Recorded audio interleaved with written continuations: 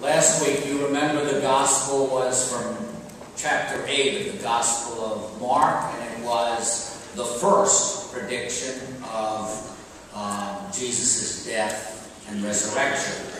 And you remember from last week that Peter, who had professed that he was the Christ, the Messiah, was so shocked that he began to obey Jesus. In turn, Jesus rebuked Peter. "Get behind me, Satan. You are thinking as human beings do, not as God does."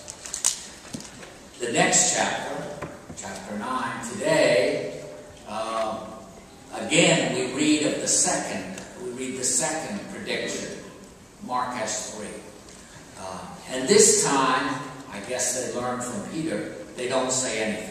They don't understand, and they don't say anything. But it's clear, Mark underlines for us how completely they do not understand, because when they get back, Jesus begins to challenge them about what they were discussing, following along. And so then he begins to talk about what real greatness is. And this is it's an important lesson, and I suppose that's why Mark has this prediction 3 times. It's clear that the disciples, Mark tells us the disciples didn't understand. Mark is very harsh in evaluating the apostles and the disciples. I mean, I think if he used the word idiots, he would have used it. He's very, of all the 4 evangelists, he tells the kind of a brutal story about the followers, about their misunderstanding, their miscomprehension about who Jesus is and what he means.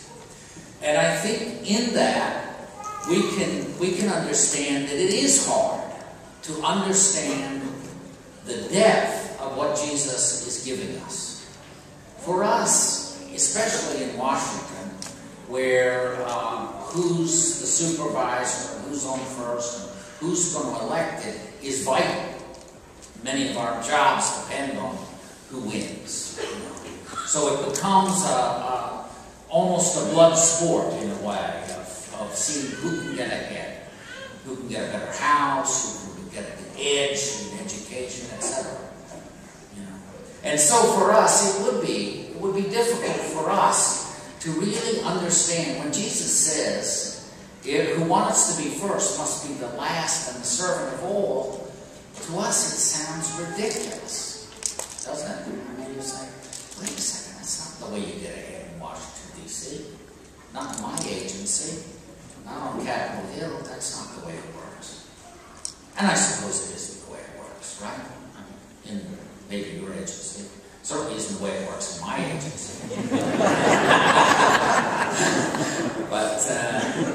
But what Mark is pointing out, and Jesus is pointing out, is that the true liberation comes when you can put that aside.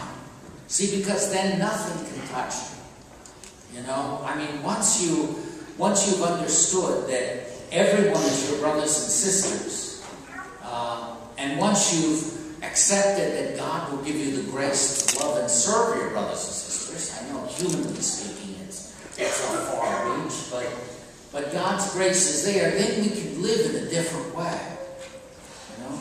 Then we can see that they are our brothers and sisters. I was and I invite you to go into the ministry fair after Mass in Benedict Hall, and you'll see the people seeing their brothers and sisters in the people of the Dominican Republic, or Haiti, or Kenya, or Sierra Leone, or so many places, or our local. In other words, that's what can really set me and you free. The vision of being the servant of all, because then there's no disappointment. You can be truly victorious. Now, I know it takes the grace of God to do it, but that grace is available to us if we aspire to it. But we have to take the first step. That is to say, we have to want to walk the way of Christ. And if we find it hard, you can see how hard the disciples found it. Right?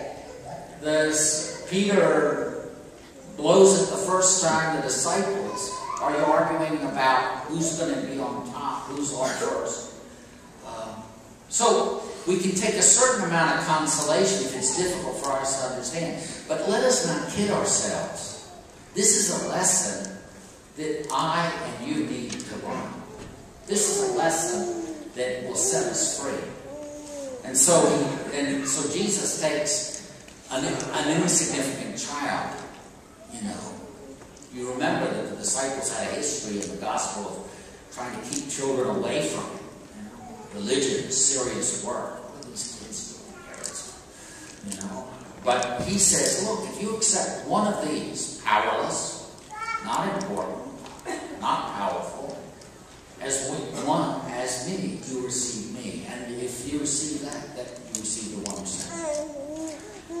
So our invitation is to, and I urge you to at least ask the Lord to give you the grace to see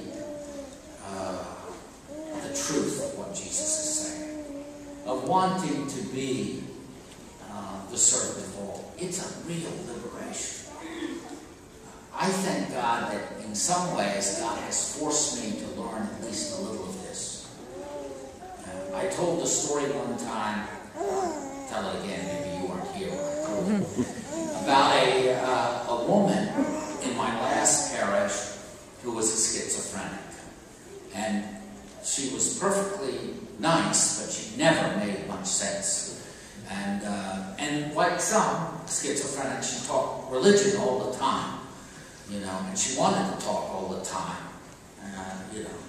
And one day, finally, she's died, so I'm not telling the stories of it. I literally had nothing else to do. Most of the time, I could think of something I needed to do. I'd say, Mary, later.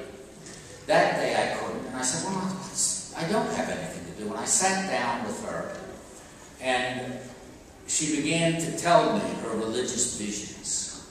And they were truly crazy, and they were truly wonderful. It was clear to me that she lived in her own schizophrenic way on fire with the presence of God in a way that I had never lived. And as I listened, I said, my gosh, this woman I've been avoiding, or listening to, I should say, talking didn't do much good, but listening to, can tell me something about how God loves her. And she's on fire with that. And when I finally took time for that, I realized she taught me the message that, you know what, she was on fire with God's love. And God can teach you that same thing. From the person who cleans your office, you can learn some profound wisdom.